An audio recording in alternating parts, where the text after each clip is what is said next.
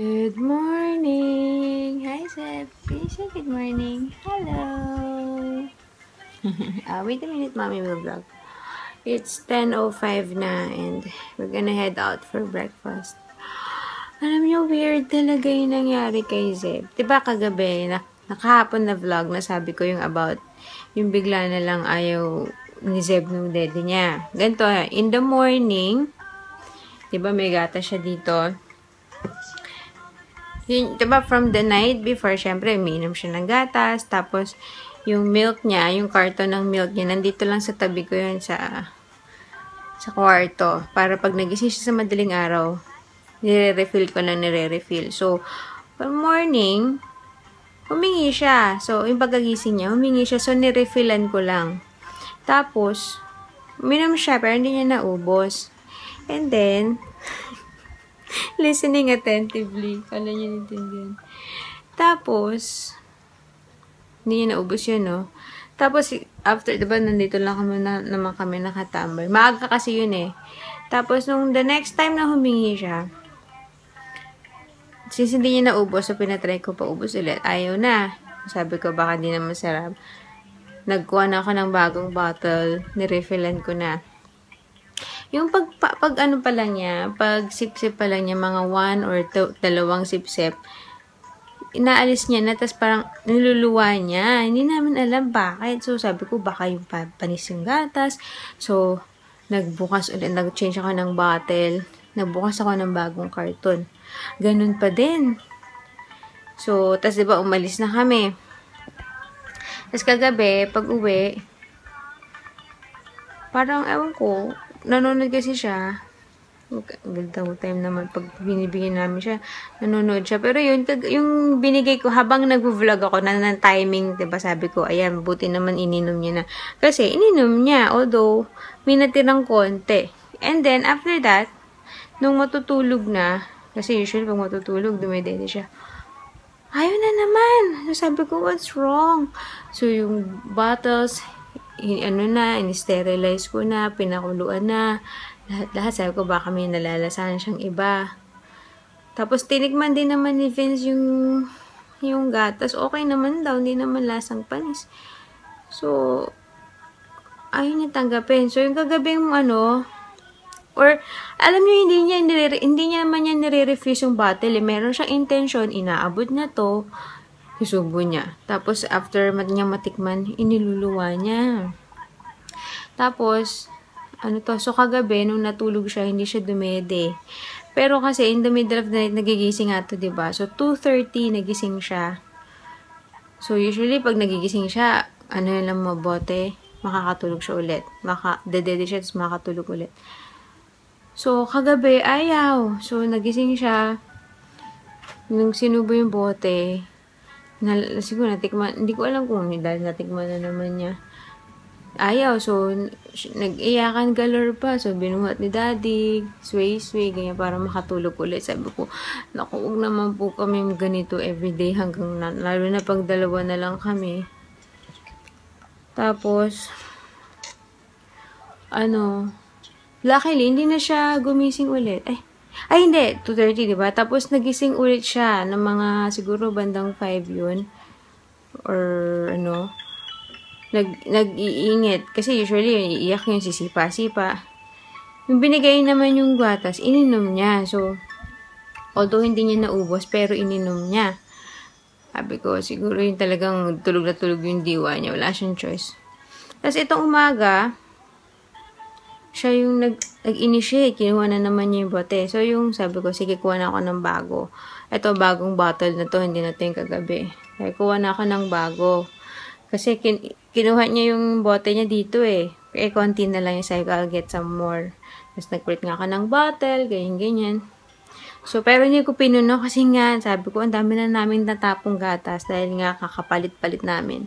So, 3 ounces lang nilagay ko.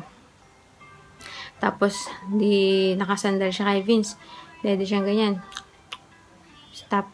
Pero hindi niya niluwa. Tapos, nisimplihan namin, inaangat namin yung kamay niya. Drink some more. So, drink naman siya. Ubus niya. Kasi nakahiga siya yan. Ubus niya, Umupo siyang ganyan. Nag-burp. Biglang suka naman, lumabas naman. Yun na nga lang, kakonti-konti na nga lang eh. Oh. Ayan. Oh, you want some more milk? Are you sure?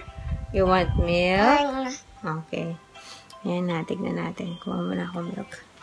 Okay, here's your new milk. 3 ounces ulit. Oh.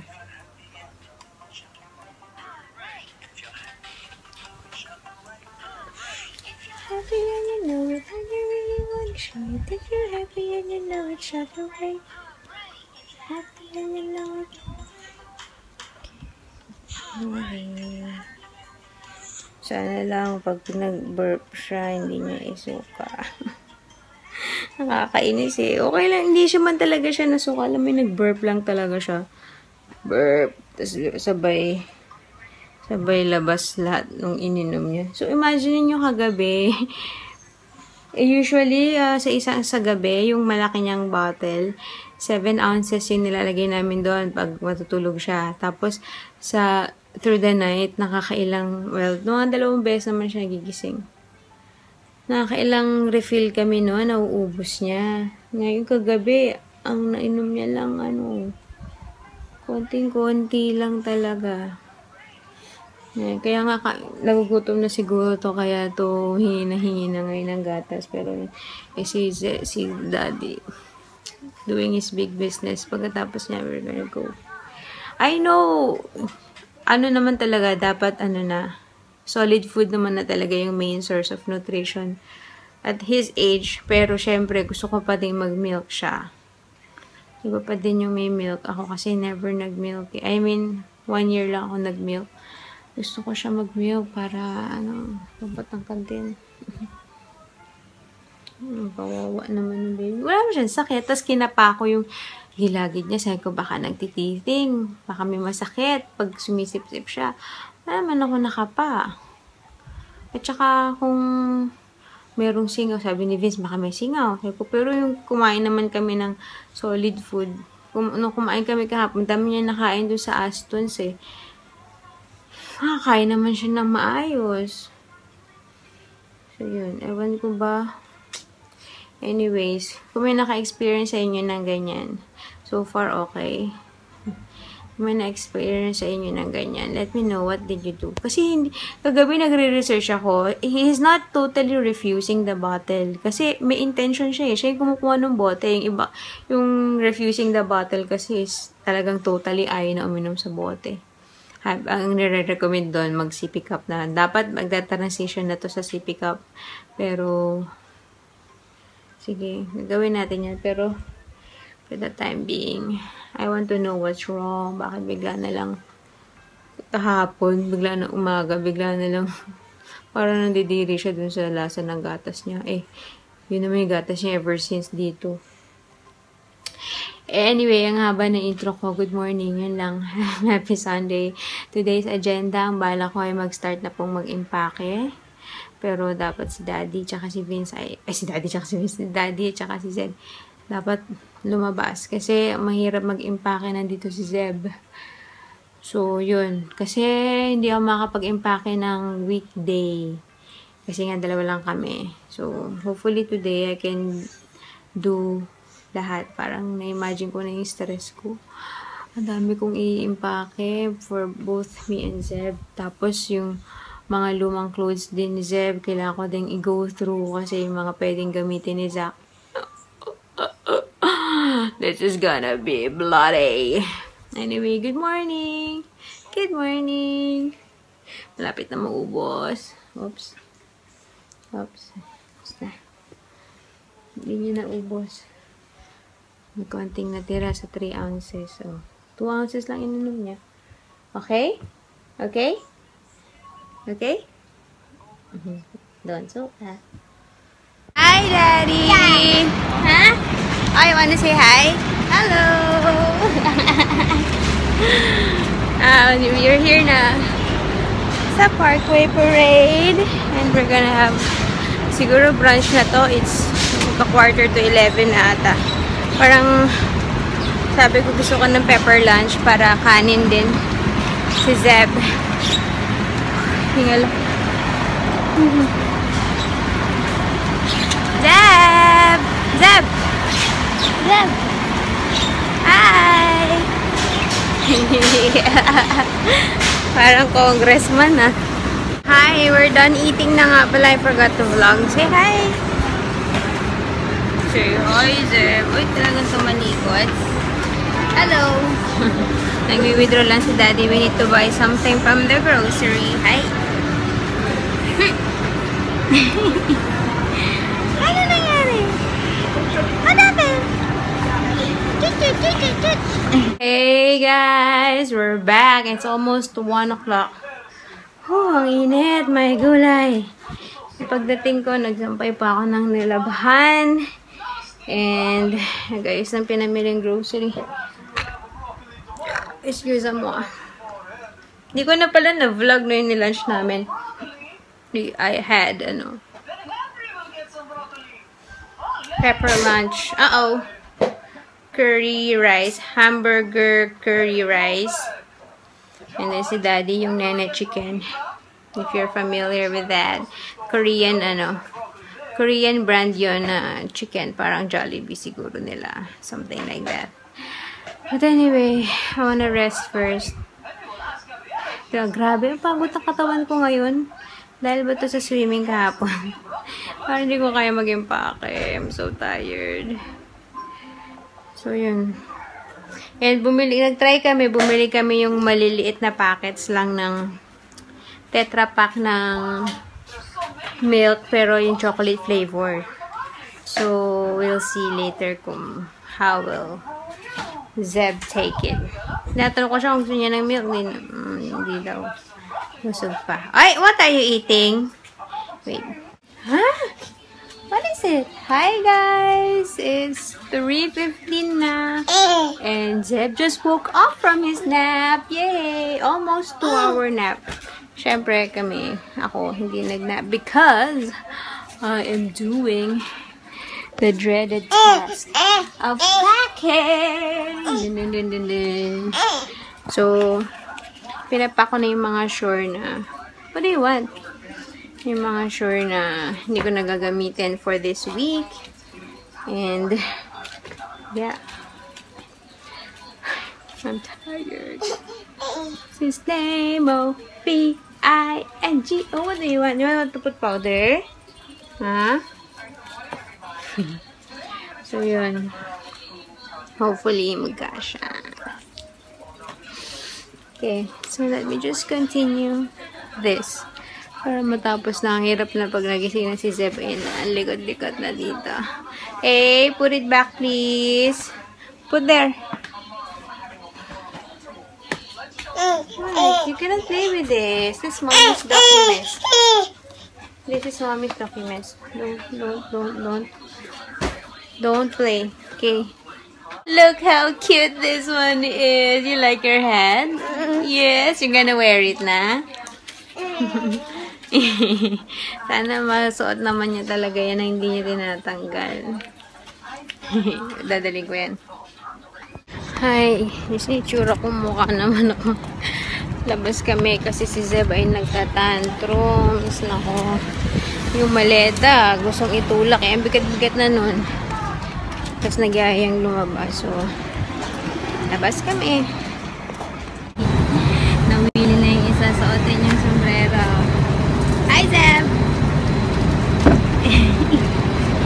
Makol. Makol King. Are you the Makol King? Batang mapilit maglakad. Ayaw na stroller. Ang cute ni Zeb.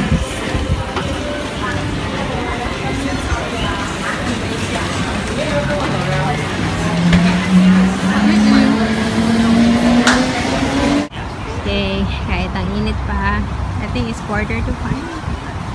We're here.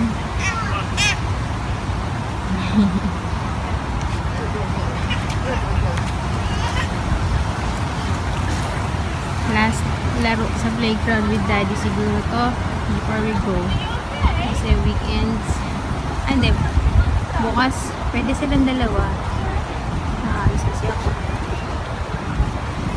Grabe yung itsura ko. Talagang dugit na dugit naman ako tong linggong to.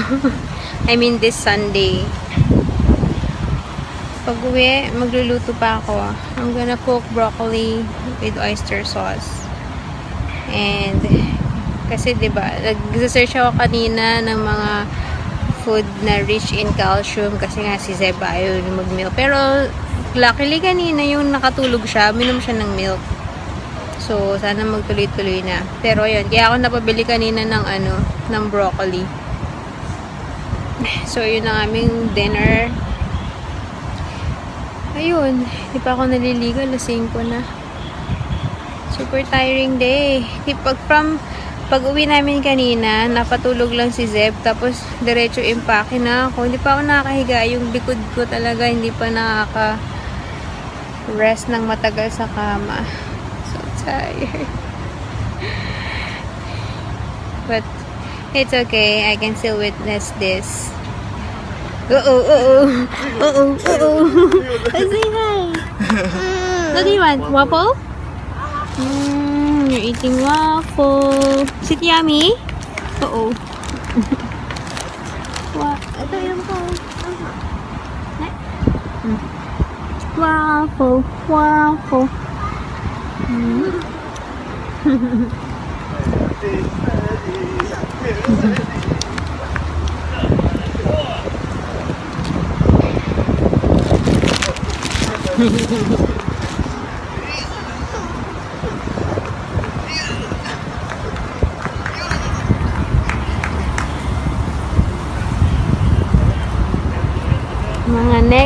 Mga negro na.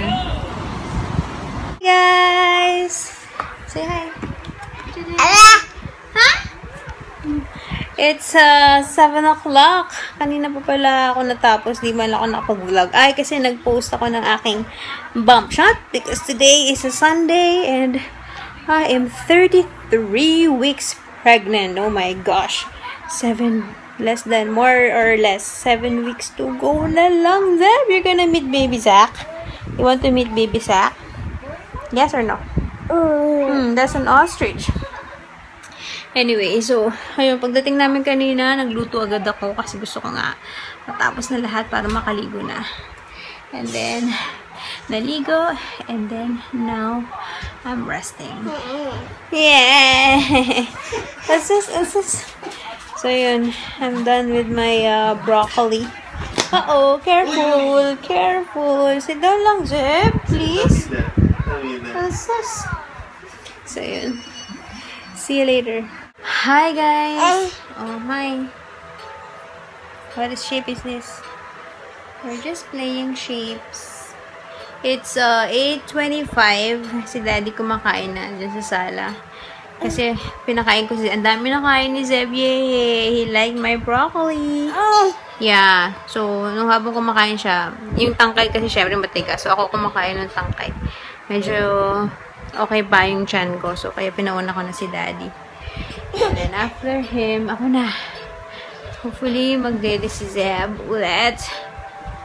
So, yun na. I'm gonna say good night kasi yeah, we're just gonna end the day. Tomorrow is my last checkup and I'm gonna meet with Jong ulit. Hindi makakasama na naman si Mag. Laging wrong timing kasi birthday naman ni Dwayne tomorrow. So, syempre, bonding muna ang mag-asawa. So, yeah. I don't know. Kailan pa ulit kayo magkikita ni Mag. But anyway, we'll see you guys tomorrow. Thank you for watching. Say bye! Good night! Okay, bye guys!